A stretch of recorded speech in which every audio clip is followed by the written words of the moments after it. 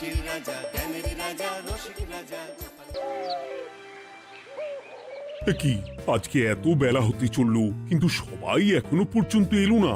এই সব হলো কুঁড়েমির লক্ষণ মহারাজ। আপনি একদিন যারা যারা দেরি করছে আর বলবেন না মহারাজ, আজকে গিন্নি কাঁচা লঙ্কা দিয়ে কুচো চিংড়ির ঝালটা যা বানিয়েছিল না, খেতে খেতে দেরি হয়ে গেল। গোলগাপ্পি দেওয়ার আর জায়গা পাও না না? বিশ্বাস করুন, সত্যি খুব ভালো রান্না করেছিল গিন্নি, তাই আবার আরেক হাঁড়ি ভাত চড়াতে বললাম। আর সেটা খেয়ে আসতেই তো দেরি হয়ে গেল। আরো এক হাঁড়ি? মহারাজ কিছু মনে করবেন না, এই পাঠশালা বন্ধ করে সব গুছিয়ে তাপে এলাম। সুপ্রভাত মহারাজ। সুপ্রভাত মহারাজ। প্রভাত আজকে আর শুনেই, তোমরা সবাই এত কুঁড়ে হয়ে গেছো যে কি বলবো। মহারাজ, এই কুঁড়েমির আসল কারণ হচ্ছে চর্বি। কথায় আছে, যত বেশি চর্বি তত তাড়াতাড়ি মরবি। আপনি কি বলতে চাইছেন মন্ত্রী মশাই, যে আমি তাড়াতাড়ি মরে যাব আর আপনি মজা দেখবেন? ঠাকুর ঘরে কে, আমি তো কলা খাইনি ব্যাপার হয়ে গেল। গোপালের একদম মোক্ষম জায়গায় আঘাত লেগেছে, যাকে বলে ওই আঁতে ঘা। তুমি বেশি কথা বলো না বৈদ্য, ছুঁচ করে চালুনির বিচার। হ্যাঁ, বৈদ্য তো দেরি করেই এসেছে। আমার মনে হয় প্রত্যেককে এমন ভাবে প্রশিক্ষণ দেওয়া দরকার যাতে তারা একটু চনমনে হয়ে ওঠে। হ্যাঁ মহারাজ, তাহলে আগামীকাল থেকেই শুরু হোক ব্যায়াম আর অস্ত্র শিক্ষা। হ্যাঁ, কুঁড়ে থাকলে রাজ্যের কোনো বিপদ আপদেই সভাসদেরা কাজে আসবে না। ঠিক বলেছেন মহারাজ। তাহলে আর দেরি কেন, চলো সবাই এখনই আমরা মাঠে যাই।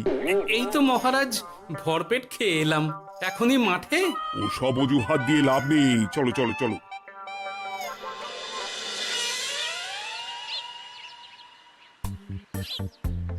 এবার সবাই সারিবদ্ধভাবে দাঁড়িয়ে পড়ো। এ কি, গোপাল কোথায়? মহারাজ, গোপাল আপনার পিছনে দাঁড়িয়ে আছে, চুপি চুপি। এই এই এই গোপাল, যাও যাও, মাঠের মাঝখানে গিয়ে দাঁড়াও। এই চাঁদি ফাটা রোদে কেন মহারাজ সুস্থ শরীরকে ব্যস্ত করছেন? এইসব বাজে কথা শুনতে চাই না। শুয়ে বসে থেকে শরীরের কি অবস্থা করেছো? শরীরের নাম মহাশয়, যা সবে তাই সয়। তুমি যাবে না, তোমাকে এক্ষুনি বরখাস্ত করব। কি জ্বালা! যেখানে আমার সব কাজ বুদ্ধি দিয়েই হয়ে যায়, সেখানে গায়ের জোরের কি দরকার? হ্যাঁ, এই গোপাল, আমি 1 থেকে 3 অব্দি গুনবো, তারপরে সবাই এই মাঠের ধার বরাবর 5 বার পাক দিয়ে দৌড়বে। ঠিক আছে মহারাজ, আমি প্রস্তুত। আমি রোগা পটকা আছি, কোনো সমস্যাই হবে না। হয়ে গেল। সবাই প্রস্তুত? 1 2 3। কি হলো গোপাল, দৌড়াও দৌড়াও। মহারাজ, এর থেকে বেশি জোরে পারবো না। আই, কে আছো? একটা কঞ্চি দাও। এই সেরেছে। বেশ হয়েছে, বেশ হয়েছে। ব্যাটার এবার চর্বি কমবে।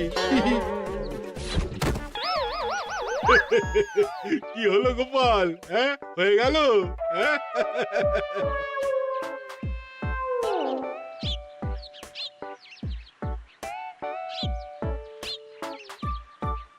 এই গুলটে, উঠি, আমাদের দাদু উল্টে গেছে।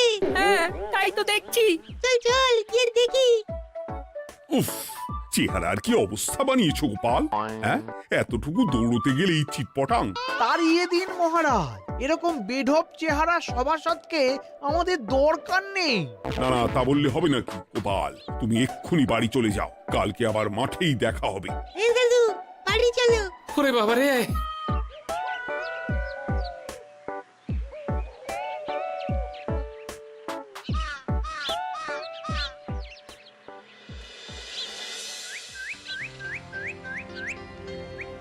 আরে ধুর ছাতার মাথা, তখন থেকে জল খেয়েই চলেছ।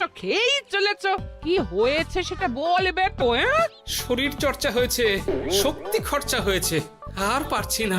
উফ, বাপরে বাপ, কি পায়ে ব্যথা! এই জন্যেই আমি বলি বাপু, একটু বপুটাও নড়াও, কিন্তু কার কথা কে শোনে? ওরে বাবা, অকারণে সুস্থ শরীর ব্যস্ত করবো কেন বলো তো? বেশি নড়াচড়া করলেই আয়ু কমে যায়। তোমার এই বাজে কথা কোন শাস্ত্রে লেখা আছে শুনি? শাস্ত্রে কেন যাব, বাস্তবে জলজ্যান্ত উদাহরণ আছে। আমি মানতে পারছি না। হুম, মানতে পারছি না বললে তো হবে না, তোমাকে মানতেই হবে। বেশ, প্রমাণ করো। আমি যদি তোমাকে প্রমাণ করে দিতে পারি, তাহলে আজ থেকে বাড়ির বাজার দোকান করার দায়িত্বটাও তোমাকেই নিতে হবে। দিদা, তুমি তো ফেঁসে যাবে, দাদুর সঙ্গে বাজি লড়বে না। এই বাদ দে তো, তোর দাদু আগে প্রমাণ করুক যে বেশি নড়াচড়া করলে বয়স কমে। হ্যাঁ তাহলে বাজি? হ্যাঁ, বাজি। আচ্ছা ঠিক আছে, বেশ। তুমি তুমি একটা পশুর নাম বলো তো, যারা খুব তাড়াতাড়ি দৌড়য়। ঘোড়া, হরিণ, চিতাবাঘ আরো আছে। আচ্ছা, এবার সবচেয়ে আস্তে আস্তে কোন পশু চলে, এরকম একটা পশুর উদাহরণ দাও। কেন, কচ্ছপ? এই তো পেয়ে গেছে উত্তর। এবার তুমি বলো তো, কচ্ছপ কত বছর বাঁচে, আর ঘোড়া, হরিণ, চিতাবাঘ এরা কত বছর বাঁচে? চিতাবাঘ, ঘোড়া কেউই 30 বছরের বেশি বাঁচে না, কিন্তু কচ্ছপ 300 বছরও বেঁচে থাকে। হেরেছে, হেরেছে, আমার বউ হেরেছে। উফ, জীবনের কত বড় চাপ নেমে গেল। হ্যাঁ, এই তুমি আমাকে এভাবে হারালে। তখনই বললাম দাদুর সঙ্গে বাজি লড়তে যেও না। নাও, এবার খেলা সামলাও।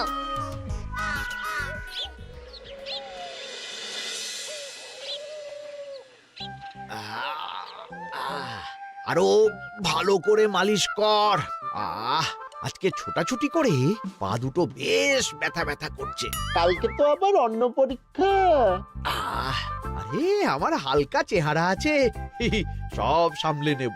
কালকে তো অস্ত্র চালনা হবে, কালকে আমি কাঁপিয়ে দেব। কাঁপাতে তো হবেই মন্ত্রী মশাই। আমরা আপনার শরীরে এমন ঘষা মাজা করে দেব না, মনে হবে আপনি না একটা জলযন্ত্র অস্ত্র, অস্ত্র চালনা করতে যাচ্ছে। বাস, এই তো চাই। বাবারে, আস্তে আস্তে। আরে বাবা, আপনার তো ইস্পাতের শরীর, ভাঙবে তবু মচকাবে না। চিন্তা করছেন কেন? ভয় পাবেন না, ভয়কে জয় করতে হবে। আরে আরে আরে, তোরা আমার কথাটার সাথে করছিসটা কি? মানুষটা মরে যাবে তো। চিন্তা করো না গিন্নি। বাবা, ওরা বলেছে আমার ইস্পাতের শরীর, ভাঙবে তবু মচকাবে না। একবার এই বুড়ো বয়সে হাত পা ভাঙলে কি সামলাবে শুনি? মন্ত্রী মশাই, আমাদের বকশিসটা দিয়ে দিন, আমরা কেটে পড়ি। বাবারে বাবা, দিচ্ছি, এনে। এত খাটানোর পরে এতেই এখন খুশি থাক। হ্যাঁ,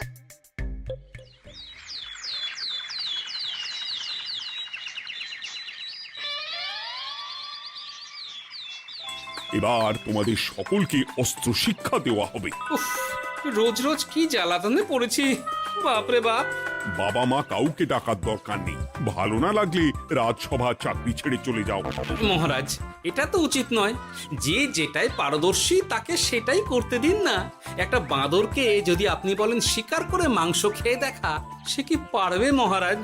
মহারাজ, গোপাল একটু বেশি কথা বলছে, ওকে আপনি বের করে দিন। আমি তোমার কথায় গলবো না গোপাল, তোমাদের সবাইকে এখন অস্ত্র শিক্ষা শিখতেই হবে। কর্তার ইচ্ছায় কর্ম, এখন তো আমার আর কিছুই বলার নেই। তাহলে আর দেরি কেন, তোমরা সবাই একটা করে ঢাল আর একটা করে তলোয়ার তুলে নাও। সেনাপতি, বলুন মহারাজ। তুমি সকলকে অস্ত্র শিক্ষা দেবে, তলোয়ার চালানো শেখাবে। এক এক করে প্রত্যেকে তোমার কাছে যাবে আর এক এক করে তুমি সবাইকে তলোয়ার চালানো শেখাবে। আচ্ছা মহারাজ, তাহলে ওই সবার প্রথমে চলে আসুন মন্ত্রী মশাই। হ্যাঁ, আমি প্রস্তুত। আমার শরীর ইস্পাতের মতো, ভাঙবো তবু মচকাবো না।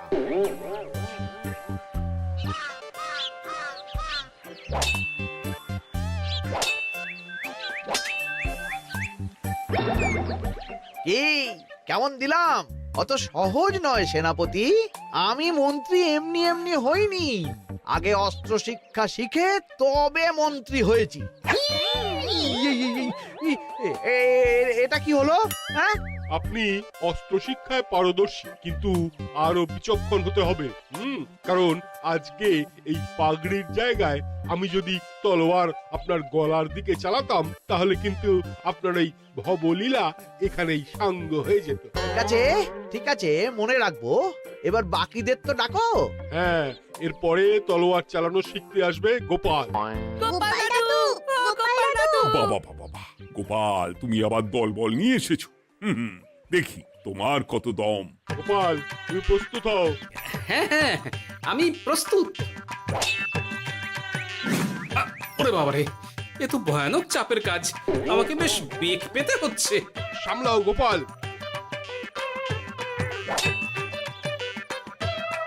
না, আমাকে অন্য রাস্তা দেখতে হবে। সেনাপতি, মহারাজের দিব্যি, তুমি আমার দিকে তলোয়ার ঢাল বাড়াবে না। এই এই, এটা কি হলো? সত্যি তো, এটা কি হলো? গেল গেল গেল গেল গেল গেল গেল, দুটিটা খুলে গেল গো। দেব নাকি এবার কুচ করে কেটে? জিতে গেছি, জিতে গেছি। এটা কি হলো? শত্রুপক্ষ কখনো কারো দিব্যি শুনবে না। আর সেনাপতি, তুমি কি ওখানে দাঁড়িয়ে দাঁড়িয়ে মজা দেখছো? আমি কি করব মহারাজ, গোপাল যে আপনার দিব্যি দিয়ে দিল। গোপাল বেটা খুব চালাক। তাহলে এখন উপায়? ওসব গোপাল তোমাকে বোকা বানাবার জন্য করেছে। তুমি ধুতি ঠিক করে আবার লড়াই চালিয়ে যাও। যথাজ্ঞা মহারাজ।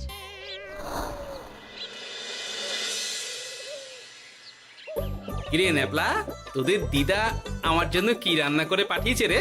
এই তো ভাত, আলু সেদ্ধ, এই পুঁই শাকের ঝোল আর রুই মাছের ঝাল। আর তোদের যে তোষক, বিছানার চাদর আনতে বলেছিলাম, এনেছিস তো? ওই তো দাদু, পুটির গুলটে আর বাকিরা সবাই ধরাধরি করে নিয়ে আসছে। ব্যাস, তাহলে তার কোনো চিন্তা নেই। খেয়ে একটা জব্বর ঘুম দেব, কারণ এখানে যা রঙ্গ দেখছি তাতে বিকেল হয়ে যাবে। তলোয়ার শিক্ষা আজকের মতন এটুকুই থাক। এবার শুরু হবে বল্লম শিক্ষা। সবাই আবার আগের মতন সারিবদ্ধভাবে দাঁড়িয়ে পড়ো। আহ, তোদের দিদা পুঁই শাকটা কিন্তু বেশ জব্বর বানিয়েছে। তোদের দিদার হাতের রান্নার কোনো তুলনাই নেই। আহা, কি স্বাদ! কি গোপাল আবার কোথায় গেল? এই তো, এই তো মহারাজ, আমি এখানে ওই পুঁয়ের ঝোল আর রুইয়ের ছাল দিয়ে ভাত খাচ্ছি। এসব কি মাঠের মধ্যে খাওয়া? আরে শরীরটাকে তো রাখতে হবে। তাড়াতাড়ি খেয়ে এইদিকে এসো। আসছি আসছি আসছি। এবার আমি তোমাদের দেখাবো কিভাবে বল্লম নিয়ে তেড়ে যেতে হয়। দেখান মহারাজ।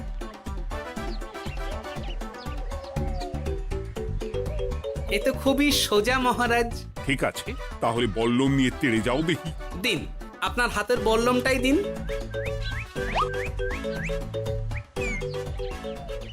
আরে আরে, গোপাল তো মাঠ থেকেই চলে গেল। আমি ডেকে আনছি মহারাজ। আরে আরে, ও গোপাল, গোপাল, মহারাজ ডাকছেন। থামো থামো। মহারাজ বলেছেন বল্লম নিয়ে তেড়ে যেতে। তেড়ে গিয়ে আবার ফিরে আসতে তো উনি বলেননি। আরে, এ তো মহা মুশকিল। উনি এক্ষুনি তোমাকে মাঠে ফিরতে বললেন। সেটা আপনাকে বলতে পারে সেনাপতি, আমাকে তো বলেনি। আমি চললাম।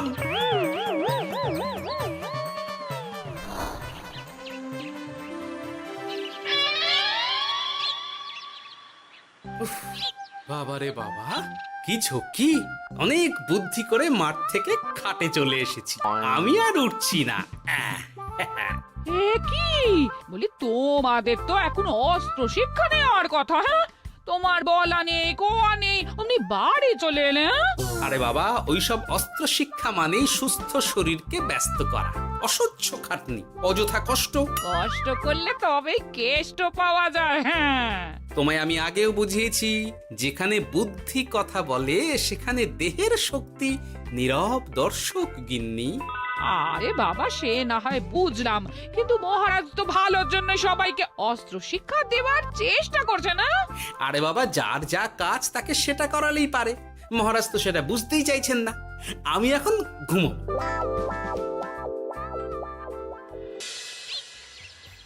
দরজা খোলো গোপাল, দরজা খোলো। গোপাল, গোপাল দরজা খোলো বলছি। ব্যাস হয়ে গেল। একটু শান্তিতে ঘুমাবো তার জো নেই। দরজা খোলো গোপাল। বলুন মহারাজ। তুমি কি পেয়েছোটা কি গোপাল? রাজসভায় দেরি করে আসবে, তারপর অস্ত্র শিক্ষার সময় ফাঁকিবাজি দেবে, এভাবে তো আর তোমাকে মনে হচ্ছে রাজসভায় রাখা যাবে না। মহারাজ, গোপাল তো মুখের কথার লোক নয়, ওকে তাড়িয়ে দিই। কেন মহারাজ? আমি কি এমন মহাপাপ করেছি যে আমাকে তাড়িয়ে দেবেন? এই যে আমার কথা শুনছো না, এটাই তোমার অপরাধ। অপরাধ নেবেন না মহারাজ। পণ্ডিতের দায়িত্ব পুজো করা, সভাকবির দায়িত্ব কবিতা বলা, সাহিত্য চর্চা করা, আর আমার দায়িত্ব হাসি মজা করে আপনার মন ভালো রাখা। কিন্তু আপনি আমাকে জোর করে যুদ্ধের ময়দানে ঠেলে দিতে চাইছেন। এটা আমার ইচ্ছে। আমিও তো মহারাজ ইচ্ছে করলেই অনেক কিছু করতে পারি। চোখ বন্ধ করে লক্ষ্য ভেদ করতে পারি, শুধু বুদ্ধি দিয়ে। আরে বাহ, এত বড় কথা! তাহলে মহারাজ, ওকে বলুন পরীক্ষা দিতে। কি পরীক্ষা? আমি একটা ঘরে বর্ম পরে দাঁড়িয়ে থাকবো। তোমার হাতে অস্ত্র দেব, আমার মাথায় একটা আপেল থাকতে হবে, আর তুমি কিভাবে আমার মাথা থেকে ওই আপেল ফেলতে পারো দেখবো। এ তো খুবই সোজা। কি গোপাল, তাহলে লড়বে নাকি বাজি? হ্যাঁ, লড়তে রাজি আছি। তাহলে আজ রাতেই হয়ে যাক পরীক্ষা। যদি এই পরীক্ষায় উতরে গেলে তো ভালো, নইলে তোমার চাকরিটা গেল। গোপাল, তুমি পারবে তো? সে দেখাই যাবে। আজ রাতে তাহলে রাজবাড়িতে দেখা হচ্ছে। যদি আমি এই পরীক্ষায় বিফল হই, তাহলে আমার চাকরি আপনি কেড়ে নেবেন, আর যদি সফল হই তাহলে মন্ত্রী মশাইকে শাস্তি দেবেন। আমি নিজে সারা কৃষ্ণনগরে নাক্ষত দেব। বেশ, দেখা যাক।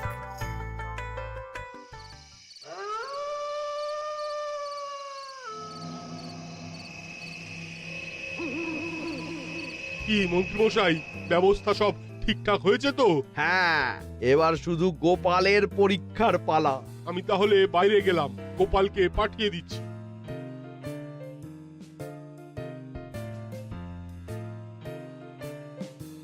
এবার যাও গোপাল, ঘরের ভিতরে যাও, দেখি তুমি কি করে মন্ত্রীর মাথা থেকে আপেল ফেলতে পারো। আপনি তো শুধু আমার চোখ ঢেকেছেন, আমার নাক, মুখ, কানও ঢেকে দিন, যাতে ঘ্রাণেন্দ্রিয়, শ্রবণেন্দ্রিয়েরও সাহায্য না নিতে পারি। বেশ, তাহলে তাই হোক। আই, কে আছো? গোপালের মুখ, নাক আর কান ঢাকো। যথাজ্ঞা মহারাজ। একটু একটু মোটা কাপড় দিয়ে নাক মুখ ঢাকো, হ্যাঁ, যাতে সেভাবে আপেলের গন্ধ না পাই। বেশ বেশ।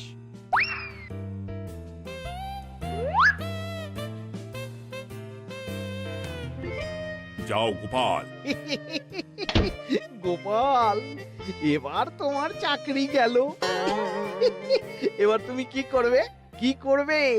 দৌড় ঝাঁপে ফাঁকিবাজি? হ্যাঁ,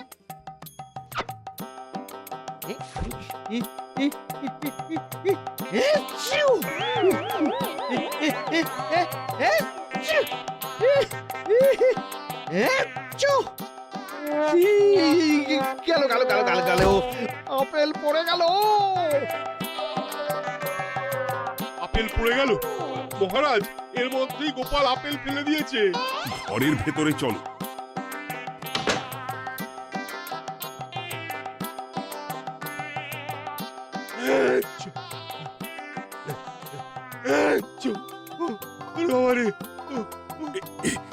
কি ওরে বাবারে বাবা, কি ঝাঁজ!